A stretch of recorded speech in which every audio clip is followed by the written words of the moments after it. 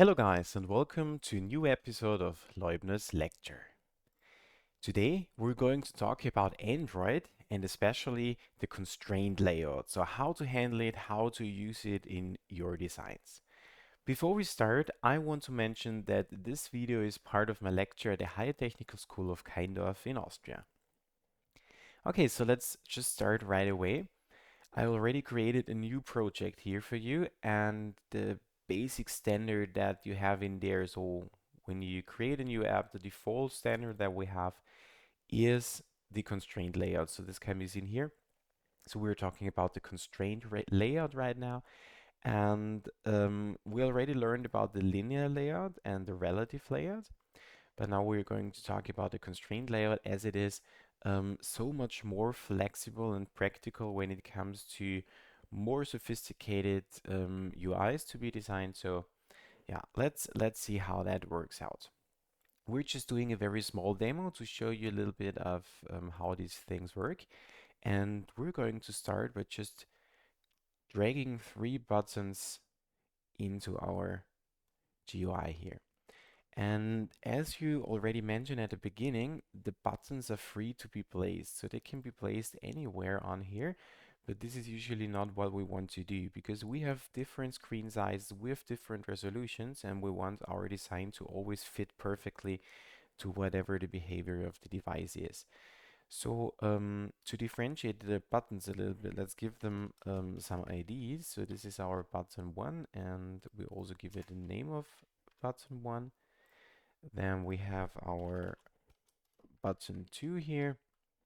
Also change the name for that. And then finally we have our button 3 and we also change the name here for that button. Okay, so we have these 3 buttons and our goal is now to align them in one row and to have them just have some margin of them to the top of our device. The special thing about a constraint layout is that as soon as you activate a constraint layout, you have this constraint widget here on the right hand side, which gives you information on the constraints that are being set for that button. And we have 4 constraints to be set. So it's top, it's bottom, it's start, and it's end. And as we see here, we don't have horizontal and vertical constraints set, and this is an error because you need to have at least 1 horizontal and 1 vertical constraint to be set.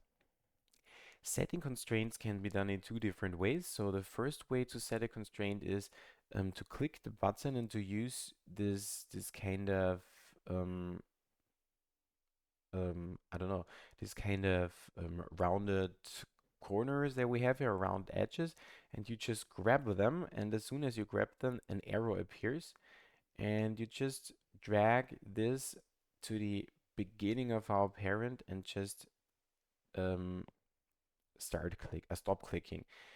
Now, if we click the button again, we see that we have one attribute set, and this attribute is the layout constraint start to start off, which means constraint start. This always refers to the current element, so to our button. So the beginning of the button, the start of the button, should be somehow related to the start of our parent, which is our whole app, so our whole user interface. For button 3, we want button 3 to end with the end of the parent. So we just drag it there. And now we see we have constraint end. So the end of our button 3, this is why it says constraint end here, should be sticked to the end of the parent, which is the end of our app here. Good. So now this is done, and now we somehow have to do it with the other buttons too. So as I want to have it in the order button 1, button 2, button 3, I am going to drag the end of button 1 to the beginning of button 2. So now we see that constraint end, so the end of button 1 should stick to the start of button 2. And then for button 2, we're doing the same thing. So the end of button 2 should stick to the start of button 3. Okay, so it's getting better now. So we already have some alignment here, but not correctly aligned because they are still in any order. So first of all, let's try to set a vertical constraint for button 1 here. And the vertical constraint is to just stick it to the top. So it now says the constraint top should be to top of parent. And with that measure up here, we can define that we want to have a margin. So I'm going to set this to 32, which means that this comes down by 32. This is indicated also in here. So you can see this very, very good in there. It says 32 up here. Okay, and now we want button 2 and button 3 to also start where button 1 starts from a vertical point of view. So we're just grabbing the upper part here and putting it to the top here, which means now that the top of our button 2 should be at the same height as the top of button 1. And we do the same thing for button 3 with button 2, and now we're fine. And this is pretty cool because from now on, if I'm going to change this distance of 32 to, for example, 60, this automatically realigns button 2 and button 3 because they are somehow related to this top of button 1. So this is how this thing basically works. So let's set this back to 30. We're still missing one thing because the buttons are still not equally spread over the whole width of our design. And then there is a problem because we haven't created a chain yet. So we see by the indication of that arrows that there is a connection between button 1 and button 2. So this is in here. But there is no connection between button 1 and button 2 here. We only have the one for the top, but not for the left and right edges. Do you see that? So we have a connection here, but we don't have a connection there. So let's check this. So what should the connection here be? Let's search for the constraint layout properties here, our attributes. So we know that the start of our button 2, so let's search for the constraint start. This is down here. So layout constraint start, and this should be somehow related to the end of our button 1. And now you see that we have a different symbol here. So we have this kind of chain symbol here. We already did it there. But here we still have that weird connection. So not a chained one. So we still need to somehow define a chain connection between button 2 and button 3. So if we click button 2, we see there is a connection to button 3. But from button 3, there isn't one to button 2.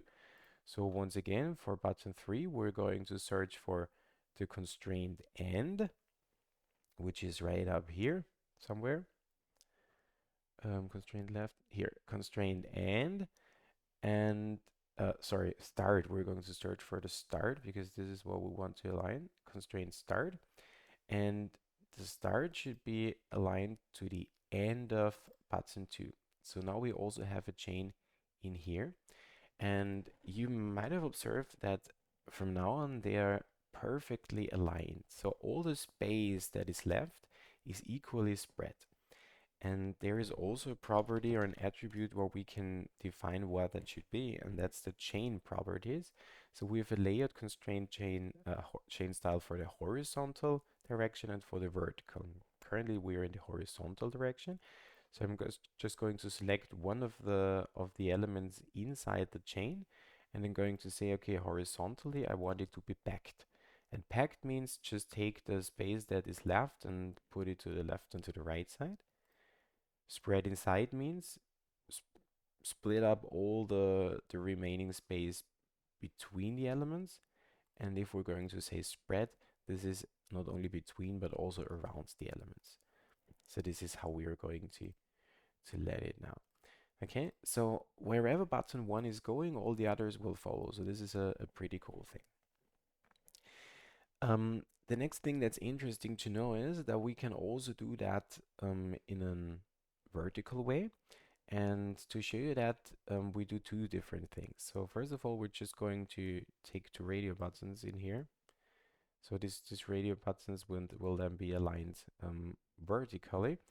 And let's just rename them. So this is our radio button 1, so ID RB1. And then we have a radio button 2 down there. And also another ID, so RB2. Great. Um, Now there might be the case that we do not want the whole height or the whole width of our app to be used. And when we go to helpers here on our plate, we can see, okay, we can use a guideline. And now we're going to use a horizontal guideline, and we're just taking it, grabbing it, and pasting it in there. And what you see is that you get some kind of line here, and you can drag and drop a line up and down, and then we see some number here. And the guideline is kind of a virtual split in our app, and it can be vertical, it can be horizontal, and we can define either that we want to have it in a defined distance from the top, in a defined distance from the bottom, or if we click again on the guideline, we can have a percent value. And I'm going to use a percent value here to be 40%. So this guideline is just fixed at 40%. It has no influence on anything else as long as we're not going to use it. But we're going to use it now because we want to align these buttons here equally, spread equally, or packed maybe between button 2 and our guideline here. So what we do is our first button is aligned to the bottom of button 2. Whoop. Then and now what you see is just to show you that there is a 29 in here, which means that we have a margin of 29 at the top. So if you want to get rid of that, just write 0 here, and then the margin is gone, okay? And our radio button 2 should be aligned to our guideline now.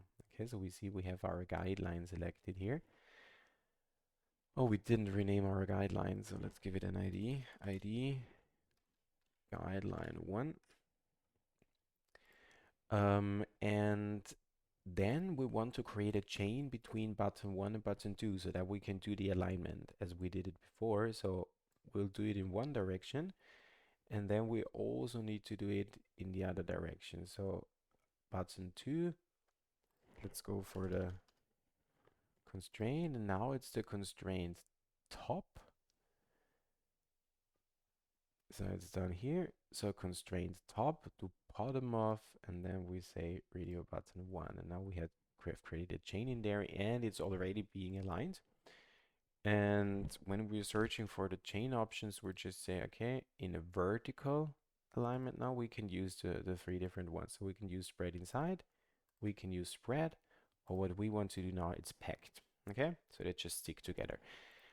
Yes, there is still a problem because they are aligned in any way. So let's say, okay, we want these ones to be aligned with the beginning of button 1, and radio button 2 should be aligned with the beginning of radio button 1. So now they are also starting at the same position, and they are perfectly aligned and perfectly fine. Let's try out what happens if for our button 1 we're going to set the top margin to, for example, 90. And you see this automatically comes down, but this still stays aligned and packed as we did it before. That's the pretty cool thing of the constraint layout. So all the things just stay the same, whatever I'm going to change, they all relate to each other and they stay the same. So this is really a cool feature here. We're going to continue with some more things, and therefore we'll go down to the lower part now. So this lower part should be, this is our guideline, so it should be 60%. And in there, we're going just to put 2 text views. So one text view here, one text view there. Let's define some IDs. So this is our text view 1. This is our text view 2.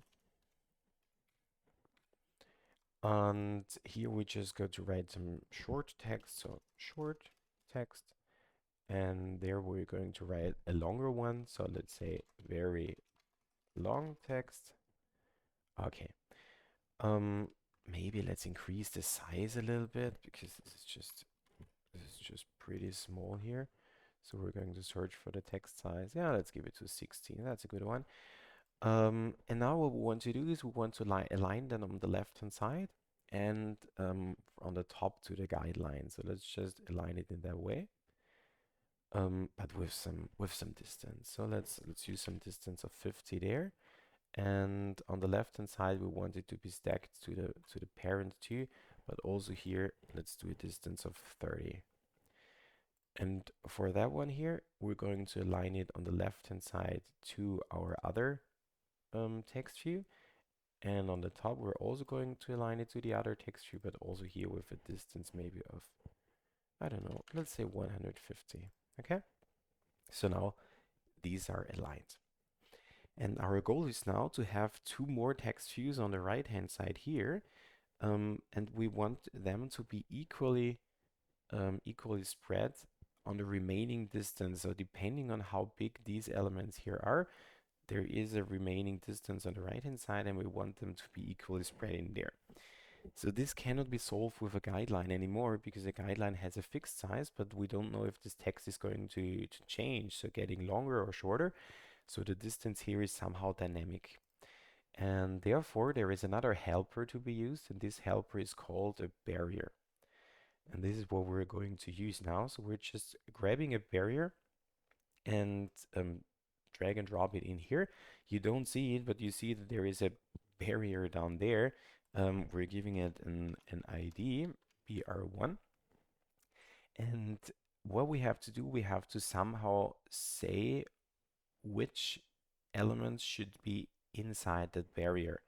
And therefore, we're going to select both of our text views, just click them and drag them onto the barrier.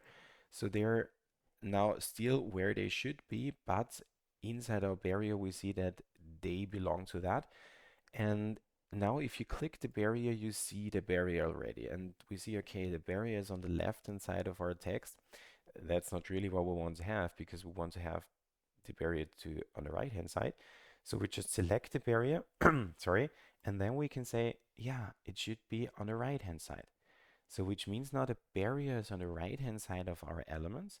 And as you observe here, the barrier is always with the the biggest element. So if I'm going to somehow extend that one here, you see that the barrier now is on the right-hand side of that longer text because this is the longer element. And this is what the aim of a barrier is. So it always fits to the largest element inside the barrier. And this is exactly what we want to achieve. Because we now just take two more text views here.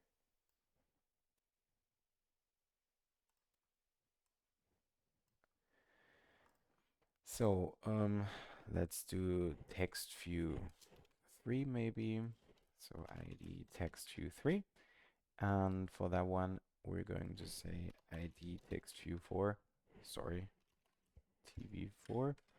And text view 4 also here.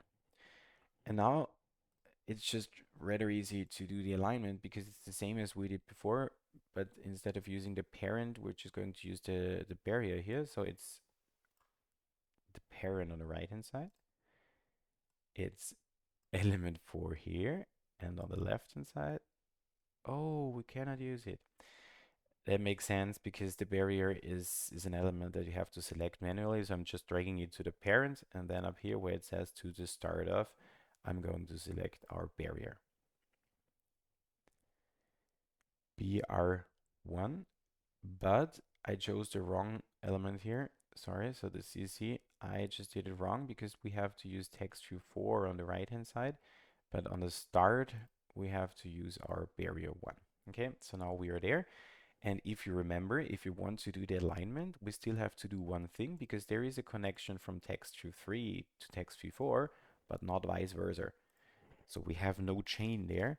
So we need to find or to create a chain. So for our text view 4, we're going to search for the start, which is here, and the start should be aligned or should be connected to the end of text view 3.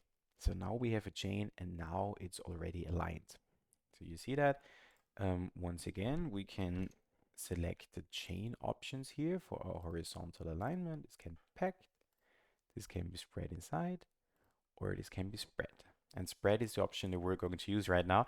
And the important thing now is they're still not on the same line, so we're still going to have to do that thing here. And now they're perfectly aligned. Okay, and for any reason this short text is becoming longer, so it gets longer, this also changes our barrier, and this automatically also changes this alignment here. And this is exactly how that works. Just take a look again. So if the text gets shorter, the barrier changes, and also the alignment here changes. Okay, guys, so I think these are the most important things that you should know about the constraint layout. So how to use the constraints, how to use a guideline, how to use a barrier. And it's getting really interesting when you're combining more guidelines, combining more barriers to do cool alignments and great UI design. So constraint layout is pretty cool. I think you have to train it first and to find out how the things work. But with this video, you should be perfectly prepared on how to do that. So guys, this is already the end of the video. I hope you learned something new and also enjoyed it today. And if you like this video, please leave a like. And if you do not want to miss any upcoming episodes, I would be happy if you subscribe my channel. So thank you guys for watching and see you again. Bye.